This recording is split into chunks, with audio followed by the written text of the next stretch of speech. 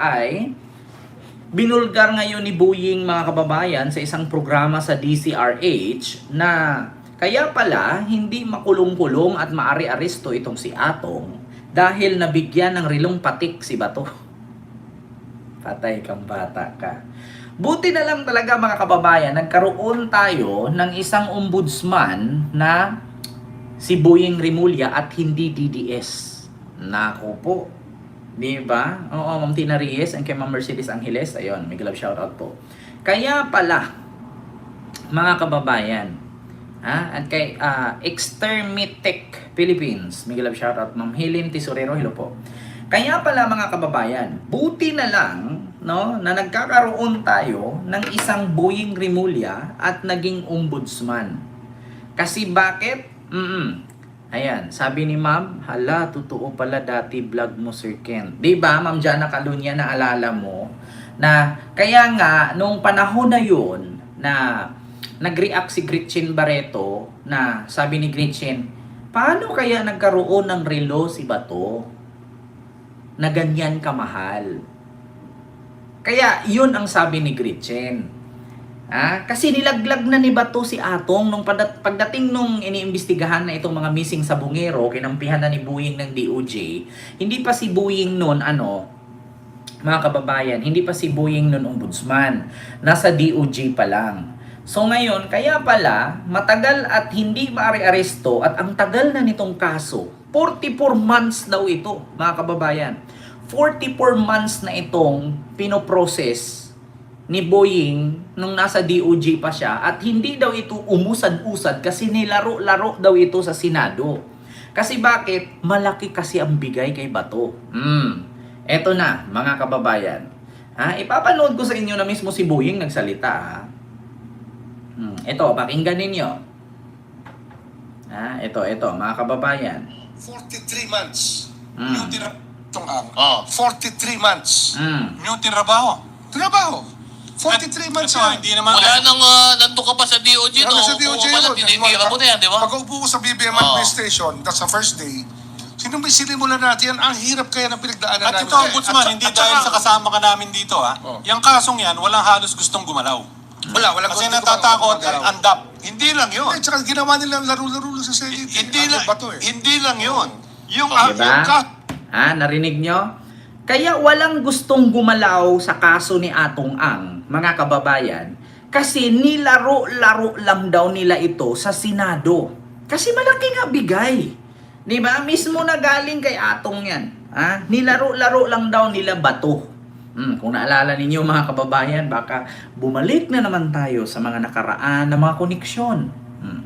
Ito sasabihin na naman ito ng mga DDS, fake news tayo. Si Boying na mismo nagsabi, kaya hindi makulong-kulong itong si Atong, hindi makasukasuhan kasi malaki ang kapit sa Senado at mga politisyan.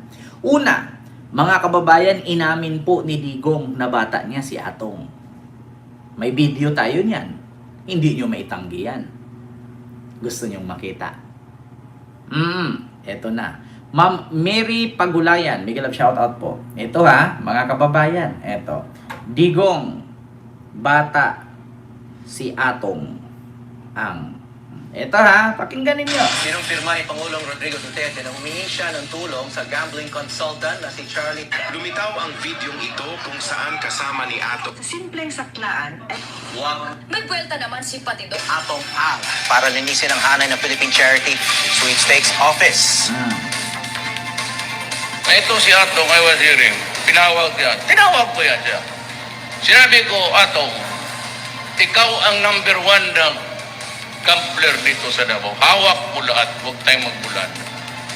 Pumunta ka doon sa PCUSO, hintuin mo yung lahat ng illegal at tulungan mo ang gobyerno. That was the only reason why I called for Atong Ang.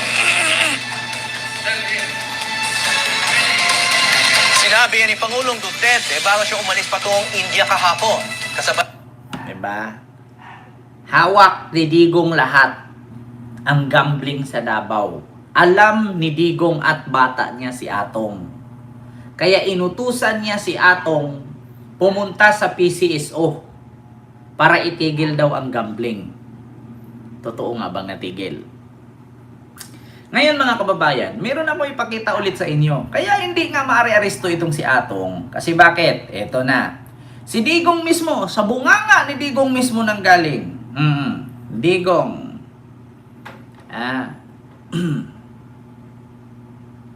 Isabong. Eto na. Hindi ko hininto kasi kailangan ng pera sa isabong ng gobyerno. I make it public now. It's 640 million a month. Ano, in years na, it's billion plus. Saan tayo maghanap ng pera ng gano'n na kadali? Kaning isabong gives government 642 million ang buwan. In 1 year, it gives the government billions. It's not the fault of the management of kanang nagsabog na. It's the fault of evil men. Sayang eh. Wala tayong pera. We're short of money. Tapos ipakulong nyo si Atong? Talagang hindi makukulong si Atong. Bakit? It give us 644.42 a month. Kaya hindi makulong-kulong. Kaya nga sabi ni Boying, nilaro-laro nila yan. Kaya 44 months yan si Atong kinasuhan, hindi uusad-usad. Kasi ang daming koneksyon. Lalo na daw kay Bato, sabi ni Boying. Parinig ko sa inyo ulit ha. Sabi ni Boying Imagine, itong warrant of arrest kay Atong Ang, 43 months. Yung tinrabaho. Trabaho. 43 months Ito, yan. hindi naman. Wala nang nandun ka pa sa DOJ, no? Sa DOJ Kung pala, yun. tinitira mo na yan, di ba? Pag upo ko sa BBM Administration, that's the first day, sinong sinimulan natin yan? Ang hirap kaya ng pinagdaanan At namin. ito, Ombudsman, hindi dahil sa kasama ka namin dito, Yung kasong yan, walang halos gustong gumalaw. Wala Kasi natatakot at andap. Hindi lang yun. At saka ginawa nilang laro-laro sa Senate. Hindi lang, Bato eh. hindi lang yun. Yung Diba? kaso na yan, ginawa-gawang laro sa Senado, lalo na kay Bato. Bakit? Kasi mga kababayan, pakinggan ninyo ang sabi ni Gretchen Barreto. Gretchen.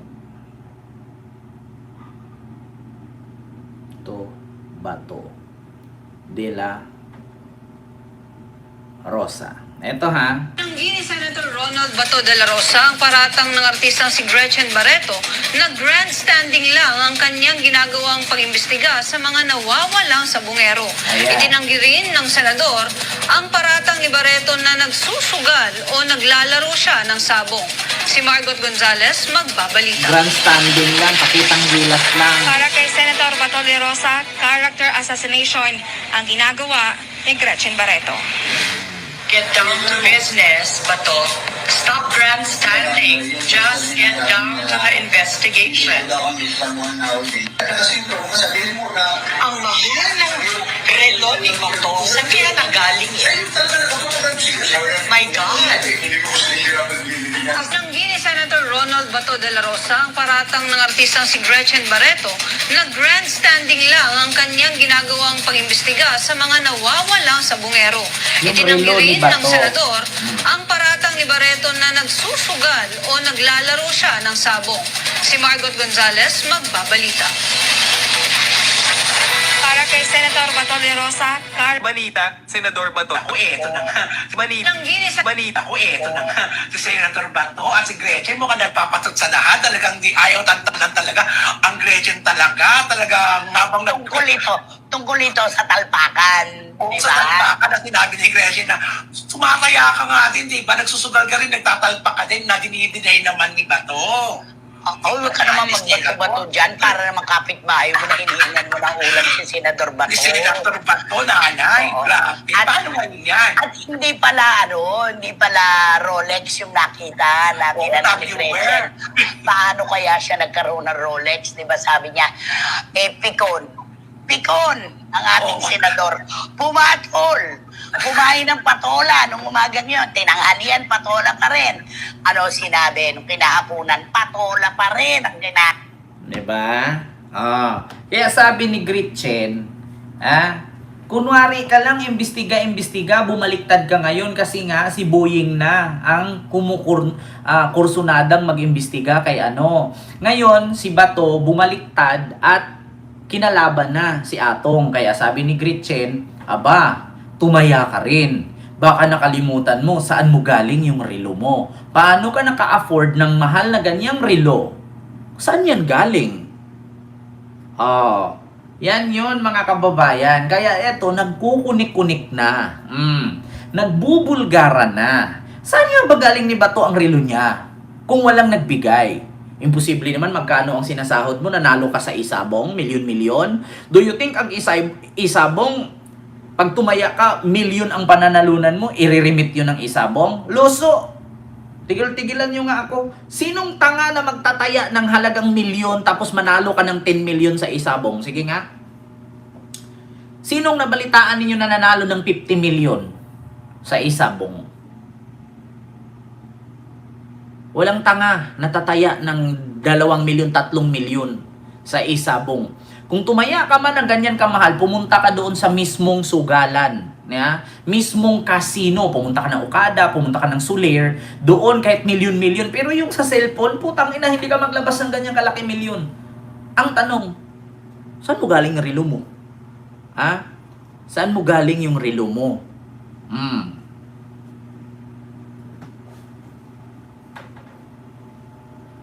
Yan ang tanong ngayon.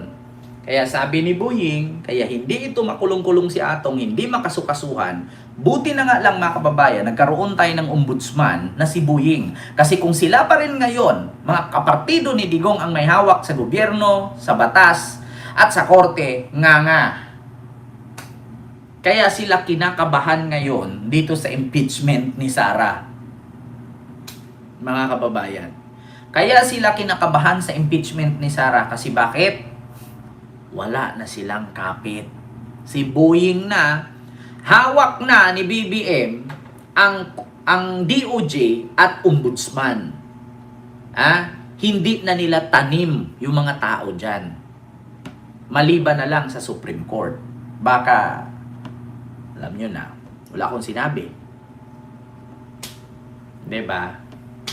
Diba nabanggit na ni Gretchen yan relo ni Bato dun sa hearing? Kaya nga, diba, JL Diming? Kaya sabi ni Gretchen, aba, nag-grandstanding ka lang ng investigasyon yan, kunwari ka lang ganyan, kakalabanin mo na si Ato ngayon. Saan mo galing yung relo mo? Paano ka nagkaroon ng ganyang relo? Tumaya ka nga din. Nako. Sa madaling salita, binigyan ka rin. Diba? Ayan na ha, si Boying na nagsabi. Kaya hindi mare-aresto si Atong dahil protektado ni Bato. Diba? Eto na. Tapos sinabi pa ni Digong, kaya hindi ko tinigil yung isabong kasi kailangan ng gobyerno ng pera. Saan napunta yung 600 million a month? I-times mo sa 12, 600. Times 12, ilang billion yan? Saan napupunta yung billion-billion na yan? In 2 months, may 1.2 billion. So, mayroong 1.2. 2 times 6. Putang ina, kalaki-laki. Diba? Kulang-kulang 8 billion. Isang taon. Diba? Kulang-kulang 8 billion yung binibigay ni Atong isang taon sa gobyerno.